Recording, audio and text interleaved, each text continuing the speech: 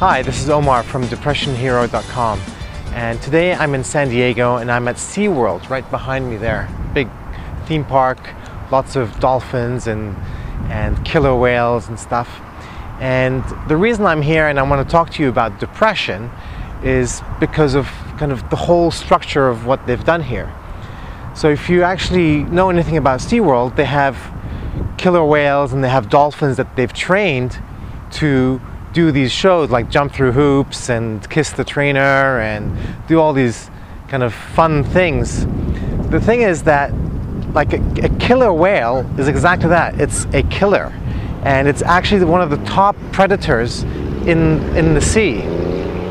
In fact, it's the top predator of warm-blooded mammals that is ever known.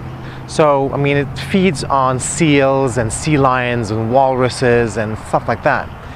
And actually last year there was an accident in SeaWorld in Florida, and where actually one of the killer whales took one of the trainers. It was very tragic. It took one of the trainers and the trainer drowned. It was very, very tragic. So what does all this have to do with depression? Well, basically they've taken these killer whales and they've trained them, they've conditioned them to be these kind of pets and docile pets that jump through hoops and jump up and down and they rub their bellies and, you know, all this for show.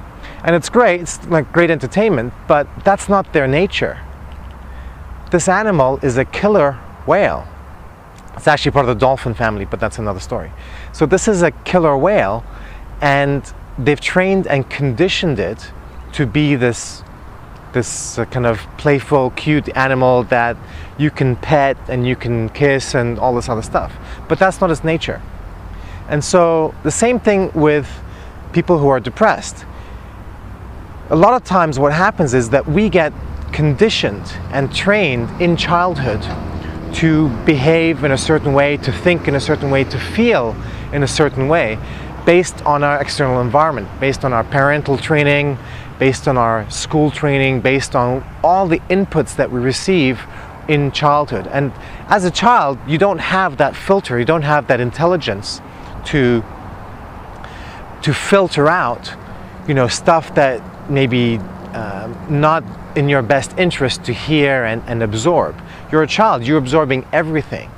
And so if your father or mother is an alcoholic, then you get trained and conditioned to tiptoe around them in case they're drunk and in case they're in a mood and they're unpredictable and they may lash out at you and beat you or something like this. And so you become trained and conditioned. And this training and conditioning stays with you throughout your life and becomes part of your adult life as well. And so basically, you're like these killer whales in there. You've been trained and conditioned to behave and react in a certain way to the environment. Okay, so if somebody reminds you of your father or your mother or some teacher at school that abused you or something like that, then you're going to have a reaction in your body because your body remembers all the stuff. So what does this have to do with depression? Well, depression is really, it's a conditioning that you've received in childhood, the training in your brain where you start to think certain thoughts over and over and over again, where you put yourself down, where you start to feel like a victim because you, as a child, you didn't have the ability to defend yourself. And that's what happens, and we get depressed. And the pill is not going to change that conversation in your head. You know, maybe the pill will change your brain chemistry, but it's beyond brain chemistry. It's in your body, because your body has memory. It has a cellular memory. So for example, if you do a certain movement, it's going to remind you of something from childhood. And so suddenly, you know, it might be a smell, maybe you have some hot chocolate, maybe you smell some whiskey or something, and that's going to take you straight back to childhood, and you're going to have that visceral feeling in your body, in your brain, in your emotions of that moment. And there's a plane going up overhead here, so it might be a little bit loud. The point I'm making is that you've been trained and conditioned. So the most important thing that you can do is to become aware of how you've been trained and how you've been conditioned so that you can get out of it. If you're not even aware that you're trained and conditioned, then you can't get out of it. So it starts again with the 3-step formula: desire. If you want to get out of your depression, you have to have a very strong desire to break through that training and conditioning. Then you have to discover what that training and conditioning is. You've got to start to become aware of it, notice it, that under certain circumstances your wife pisses you off, or your husband pisses you off, or your boss, or somebody, some situation will cause you to become depressed. What is that trigger? What is that trigger? Okay, maybe you've lost your job, different story, but actually it's the same, because what's happening is you've lost your job. What's the conversation that's happening in your brain? What's the inner conversation that's happening in your mind? And what's that making you feel like? How does it feel in your body? So once you discover this, then you do something different. Okay, but you need to know what it is that's causing you to be depressed.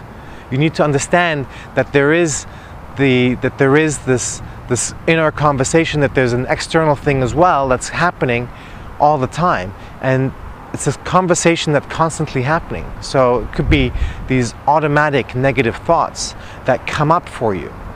Oh, I'm no good. Oh, this will never work. Oh, this will fail. Or I'll never get out of this. All of this negative self-talk is just conditioning.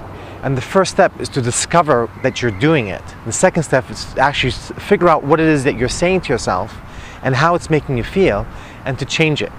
Okay? So just write down what these things are and see where you've been conditioned, like the killer whales here. Okay, because that's not your true nature. As a child, you're bubbly and happy. All these children that you see, when you see them, they're just absorbing, and they're just love. They just love everything, and all you have to do is make some strange, funny sound, and they start to giggle, and that's it. But if this child starts to hear arguments between parents and starts to hear the news, even though it doesn't understand the language, it still absorbs the energy of it. Okay, so understand exactly what's going on, really remember it, really observe it, become aware of it, and write it down.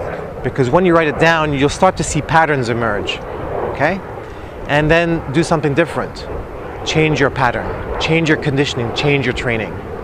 So if you like this video, do press the like and tell your friends, and come to DepressionHero.com to see more videos like this, where I help you overcome your depression as I've overcome my own depression through my life. Okay? Take care.